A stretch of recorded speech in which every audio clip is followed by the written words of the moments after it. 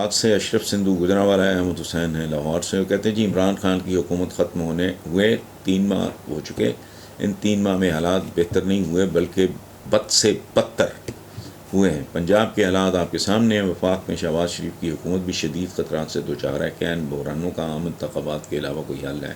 میرا خیال ہے کہ نہیں ہے، اور بات ذرا آگے نکل گئی تو شاید انتخابات بھی اس کا حل نہ ہوں. کیا بنگلہ دیش ریورس ہو سکتا ہے؟ کچھ چیزیں ہوتی ہیں جو ریورسبل نہیں ہوتی. مجھے خوف آ رہا ہے آنے والے چند مہینوں سے. میں باقاعدہ میں اس طرح کبھی نہیں. یا میں ایک دفعہ ڈپریشن میں گیا تھا جب فال آف ڈھاکہ کی خبر آئی.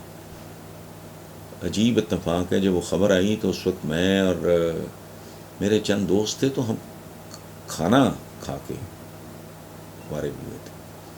ہم سب نے رونا اور وومٹنگ شروع کر دی. پتہ نہیں آدھا پونا گھنٹہ پہلے کوئی کھانا کھایا تھا.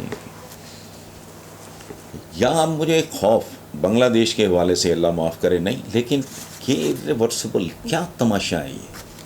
میں سوچتا ہوں کہ یہ جو حکومت ہے، اس حکومت کے آنے کے بعد باقی چھوڑیں آپ، کون سا بیوروکریٹ ہے ماں کا لال، کون سا پاگل ہوگا، کون سا اب نارمل ہوگا، کس کے پیچ ڈھیلے ہوں گے جو کسی بھی ذرا ایک سائز کے سیاستدان کو کہ گریبان میں ہاتھ ڈالے گا یا حساب کتاب لے گا یا اس کو انویسٹیگیٹ کرے گا. خوف زدہ ہو گئی، پہلے ہی خوف زدہ تھے، اب تو تباہی مچ گئی. چونکہ بتا سوچا یار یہ جو کل جیل سے یا بلوں کے لیے دھکے کھاتے پھر رہے ہیں یا فلانا پھر رہے ہیں یا حوالاتوں میں ہیں یا ان کی انٹروگیشنز ہو رہی ہیں، ان سے